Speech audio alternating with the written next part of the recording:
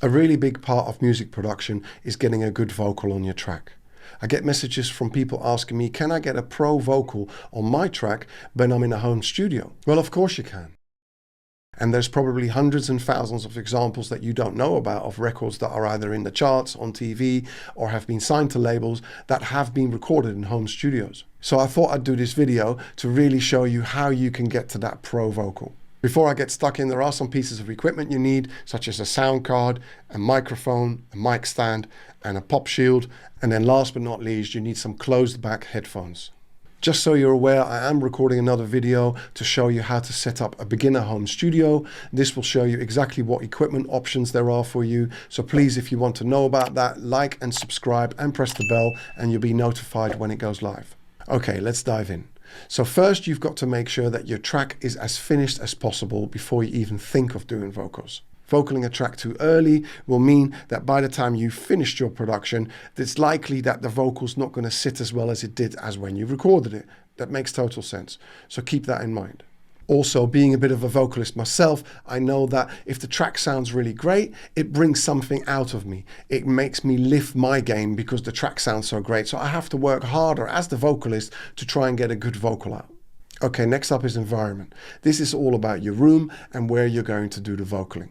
If you are going to record vocals in your home studio, you will need to acoustically treat your room. There are some very expensive options for that, but you can get the simple pads like these ones, and the ones that I've got in my studio that are a lot cheaper, and they really do a great job with controlling the sibilance of a vocal, which means that the S's don't fly around, which means you don't get that bounce back. Or if you can't afford pads, you can look at blankets or duvets and build that around the vocal area. At least that will be your minimum to do. And then once you've done what you can, take the microphone, place it around in different parts of the room and find the ideal space where you think you get the most direct and clean sound from that vocal. That will then become the ideal place to put your microphone, and you always put it in the same place. Try and be imaginative. Don't worry about it if it doesn't look very good. It's all about the sound. I've gone to small studios where they've put two mattresses together in a V shape and they've put lots of curtains all over it, and it sounded really great by the time they've finished recording it. So it is possible.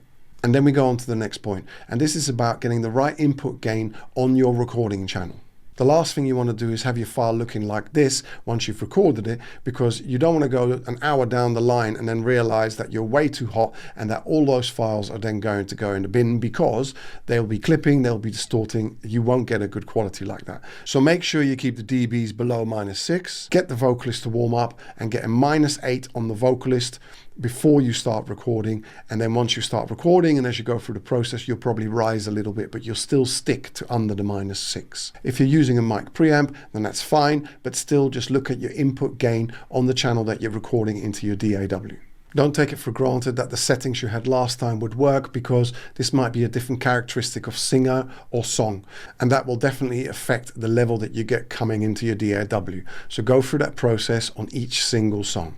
Next up is mic distance, something that people overlook, but it's a very important part of getting the right sound for the song that you're doing. If you have a vocalist stand too near the microphone, you get a boomy sound. When he or she stands too far from the microphone, you get a really thin sound. So you've got to find that balance a little bit. There isn't really a golden rule on that, because it actually depends on the characteristics of the song and the singer. Because if someone is a real belter, you can afford to move back slightly because that person's so loud that you're going to capture a good enough volume and a good enough texture of that vocal, even if you're a little bit further away. But if someone is quite soft and timid, or it's a soft song, say for instance, then you would move closer to the microphone. Then in front of the mic, you need a pop shield.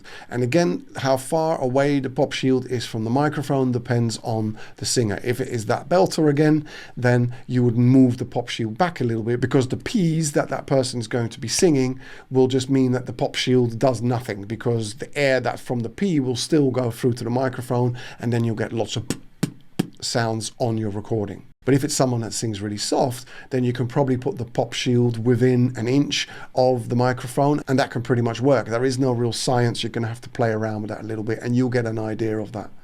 If it's just a standard song and a standard singer, I would usually say that the pop shield should be between 1 and 2 inches away from the microphone, and that the vocalist should probably be within 1 inch to 2 inches of the pop shield. That's usually kind of a standard thing. And then you adjust it from there as and how that works for you. You just want to get that right so that you know that you get the right tone from that person's voice properly into the microphone. And the final thing to really look at is if you haven't got a solid floor, tell the vocalist that tapping their feet will cause low-end frequencies coming onto your audio file, and try and get them to not do that as much as possible, because you might not pay attention to it, and then you realize when they've gone home, yeah, bye, and then you check it that night and there's lots of low-end tapping on the audio file, which is really not helpful.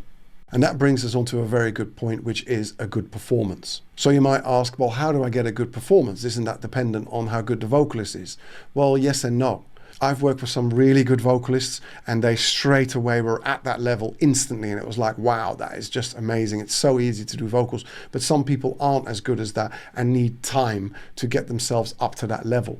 But the key word there is time. And a lot of producers don't like doing vocals because it's a lot of hard work to get it right, but you need to spend the time on it. You've got to spend enough time to get a really good take from someone. That doesn't mean do 15,000 takes and I think we should have it then. No, do quality takes. Why not do 5 takes and then sit together and talk about them and say, right, okay, what do we like? What don't we like? Why is that not working? What's your tone like there? What are you breathing like there? Which part of your voice are you using? You're using your head voice or you're using your chest voice. There's lots of things to talk about with a singer to get them to be able to deliver that good performance. For instance, there's timing, and timing can really make a vocal seem like it doesn't sit well and like it's not really in the groove. And some vocalists sing very much on the beat, or even sometimes in front of the beat. And that's something you can discuss with the vocalist, but don't make it a big thing. If that's how that vocalist sings, to try and push them back and get them to sit in the groove, some vocalists can't do that. And rather than upset the whole vocaling process, see what they can and can't do, and don't push on it too much. Because with timing, again, you can just say, okay, I'm just going to let it be sung as it is. And at the end of it, I just highlight all the tracks and just basically delay them all a little bit. And then I'm going to get everything roughly to sit much better. But then you will find that some of the movements and some of the notes and some of the timing still need looking at, because some melodies will have been sung on time, but certain bits are pushing. So you're going to have to then go in and edit and maybe flex time them. So it could be a longer process doing that, but as the producer, you're going to have to make a decision on what you think will be the best way to get the good quality out of that person. And that brings us to pitch. And pitch is something that we can really focus on a lot, because everyone knows about all the plugins that we have to tighten things up. And yes, if you've got a vocalist that sings pretty much in tune and you kind of still use a pitch tuner to really get that little bit more refinement out of that, that's really great and that can really work. But don't rely on a tuning plugin if you can. Try and find out where they are sharp or flat and try and see what that could be. Quite often, if you've got someone that's a pretty decent singer especially, you will find that it could be the type of headphones. It could be what the balance of your track is like. Maybe there's a specific sound in your track that's really loud and it's putting them off, or they can't hear themselves, or they're really loud in their headphones. Put their headphones on, sing on the microphone and see how that sounds. Maybe you will find you can find something that's actually doing that.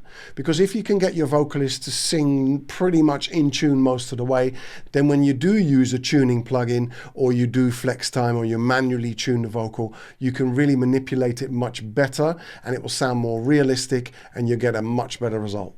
And then to add one final point to this, which is pretty brutal, but the vocalist you have might not be as good as what you want them to be. And if that's the case, you're going to have to try and get everything up to the best level that you can and do the rest on your computer by tuning and timing and editing. And it takes time, but take the time and you can still get a great result. And that brings me on to the next point, which is emotion. The best singers are able to sing a song with the feeling and the emotion of what the song is about and be able to portray that and get that feeling across. So they're kind of like good actors who will be able to act a part exactly as how that person would feel that. This is why some actors go and live the part before they actually act the part, because then they understand what emotion they need to find in order for them to portray that part correctly. The same thing is with singing.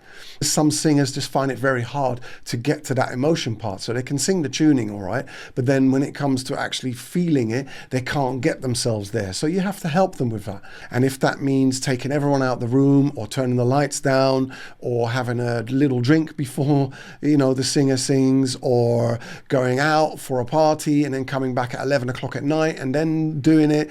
There's all different sessions and scenarios that I've been through where I've had to really work at connecting with that artist to understand what gets their emotion going and what is it that's going to bring that emotion out. And once that artist is in that zone, you need to let them know that that's what you're looking for, and that's the feeling, and that's the portrayal that you need on that particular song. Be it happy, sad, angry, whatever the style of track you're trying to do is, they've got to be able to be in that headspace to get that little bit extra from the vocal, and that will really cut through. You will notice that once you finish that vocal. And then once you get your lead vocal at the stage where you think, now that's sounding really good, then we get to the next phase, which is vocal layering. And the most common technique of layering is where you put another vocal underneath the vocal that you've got, but you just put it into the background. You could have 1 or 2 or 3, just doubling it up so that that vocal at that stage just pops out a little bit.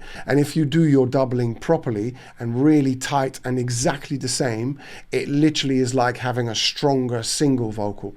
But because you panned maybe say one left and one right, it just opens up the spectrum and it just becomes a little bit more in your face. It's a common technique that a lot of people use, especially in choruses, in bridges, building into choruses, especially on the last hook line before the chorus, or even in certain phrases in the verses. Some producers also use them throughout the whole track and then push them up and down where they want a bit more emphasis on that vocal, but just having them really in the background where you can't even hear them, it just gives that vocal a little bit more body and a little bit more presence. And then a third technique for doubling is that you can do an octave lower. So if the singer can sing that, then great, but if they can't, then just take the lead vocal and drop it down an octave, go -12 on the notes, and then you get a bit of body, and then EQ that a certain way to again sit underneath that lead vocal, and you don't even notice it half the time. If you do it right, you don't notice it, but it's actually there, and it gives that lead vocal a bit more body and a bit more presence again. Then another way to do vocal layering is using harmonies. Harmonies are multiple vocals that sit together and each uses a different note from the scale. It's almost like it becomes a chord, and that can either sit with a lead vocal or it can also sit alone and be like a reply vocal. If you haven't used them before, you're going to have to get used to how to use them and what to do with them. I suggest that you listen to the style of music that you're doing and take a reference track and start saying, okay, well, they've got some there, some there, some there, so I'm going to put some there, there, and there. And then listen to how many harmonies there are. You can do any amount of harmonies that you want, whatever you think works with your track, and they're usually recorded in 3s or 2s. Some people do just left and right, some people do left, right, and center. So if you record 4 harmonies, that would be 4 times 3 or 4 times 2 channels that you're going to need. But if you had 3 or 4 harmonies underneath your vocal, you've then got a lot of vocals coming in on that one section. So you're going to need to choose which harmony of the ones that you've recorded is going to be the loudest, and then which other ones are doing supporting roles. Vocal harmonies are a skill in itself. Certain producers bring in vocal arrangers to get the best out of the vocal harmonies. That's how intense that can be. But as a producer, you need to learn as much as possible by just going through the process and trying as many things and seeing what works and what doesn't. And then once you've recorded all that, you can then really sit down and start editing properly. When I do vocals, I have a specific method that allows me to know exactly what takes I liked and what sentence of what take I like. And I do that as the vocalist is singing. So when the vocalist is finished, I can then edit the vocals really quickly and put them down and get a really good edit together already. So that once we do the double tracks and all the other things that we're going to add on top, they're all pretty much already right. But if you don't follow a process like that and you're now going in to edit all those vocals, you need to try to stay objective with it and take a step back from it. Maybe go out of the studio for 20 minutes and come back in and then have a listen to it, because it's very easy to get stuck on listening to tuning or timing and then you miss the whole feeling of the song. And sometimes one take in itself, in its entirety, can actually work really well, and you don't need to edit it. You just maybe might have to tune a couple of the notes to get it to be perfect. But at least you might have captured a certain feeling or a certain kind of performance on it that you wouldn't get if you chopped all the lines up individually and put them together. But when you do those edits, make sure you edit them properly. So look for all your clicks and your breaths and your clips and the S's and the T's, so you don't get any break-offs or breaths that are unrealistic. All those little things you need to look at. This is why I say objective, because you need to listen to it as, is it a human and does it make sense? Close your eyes and have a listen to it and see if it feels natural. Sometimes producers edit so much that they just lose the whole vibe of the song. It just becomes clinical and it doesn't have that little X factor that you can get from more of a single take or something that's edited properly. So be very critical with the editing and be very objective and listen to it as a flow. Close your eyes and just listen to the vocal on the track and see if it's floating on the track. And once you get to that, then you should be very, very near to a pro vocal. And that brings me to the end of this video. I hope you've learned something, and if there's any questions you've got, please message me and I can re-explain something that I wasn't clear on maybe. Please like, subscribe and press the bell for future content, and have a great day. Bye.